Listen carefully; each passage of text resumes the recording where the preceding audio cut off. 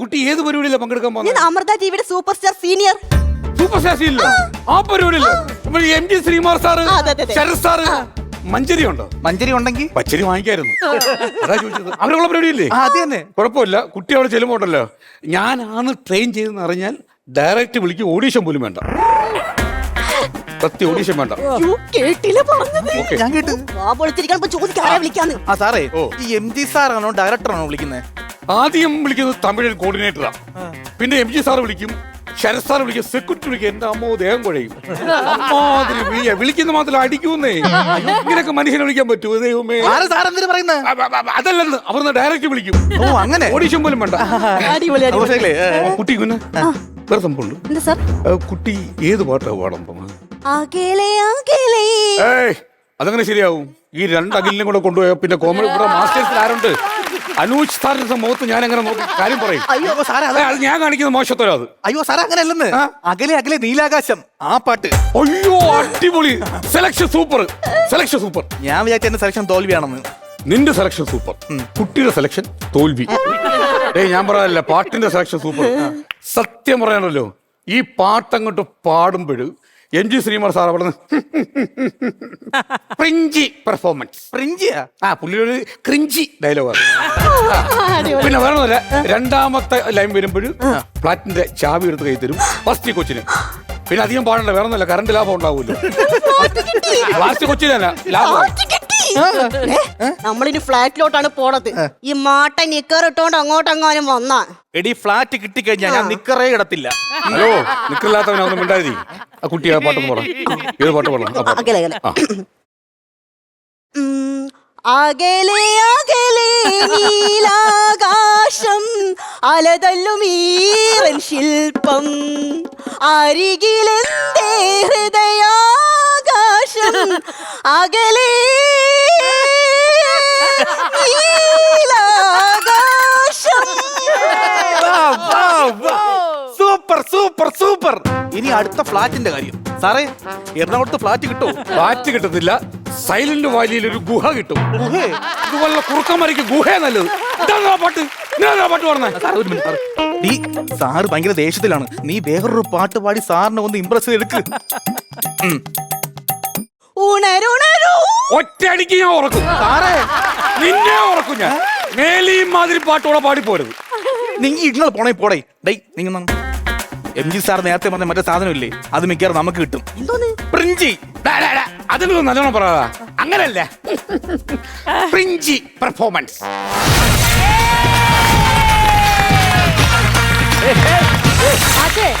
ഇവിടെ കുറെ പിള്ളേര് വന്നിട്ടുണ്ട്. ഈ പിള്ളേർക്കൊക്കെ പാട്ട് പാടാൻ പറ്റും എന്നാണ് എന്റെ പ്രതീക്ഷ.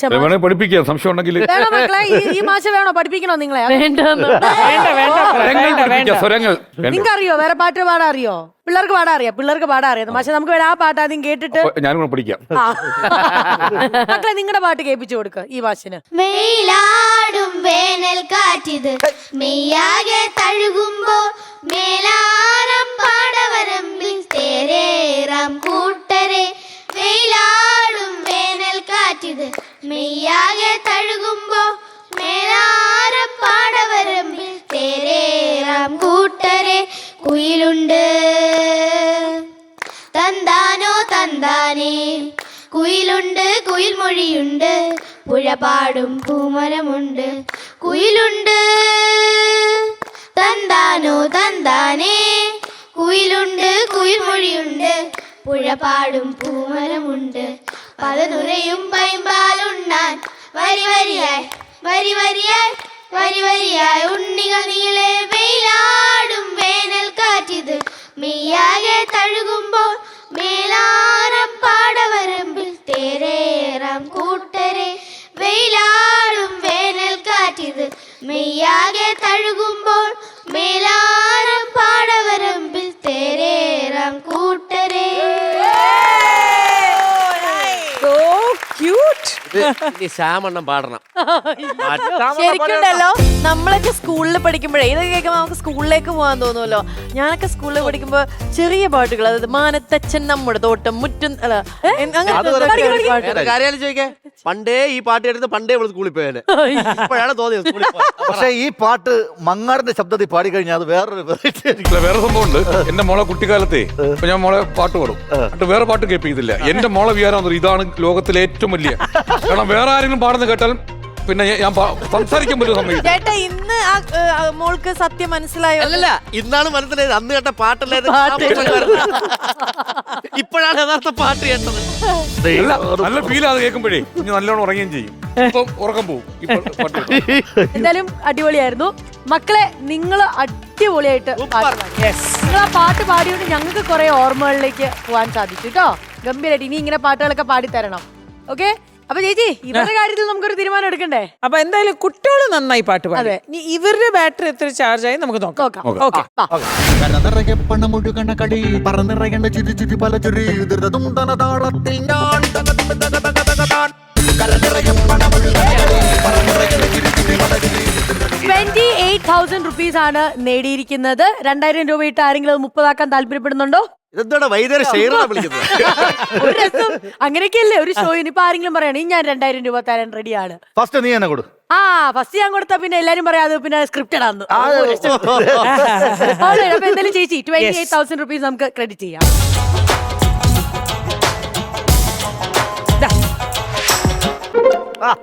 കിട്ടിക്കഴിഞ്ഞു. ആ 2,000 രൂപ ഞാനൊരു നല്ല കൗണ്ടറായിട്ട് അടുത്ത സ്കിറ്റിന് സ്പോൺസർ ചെയ്തിരിക്കും.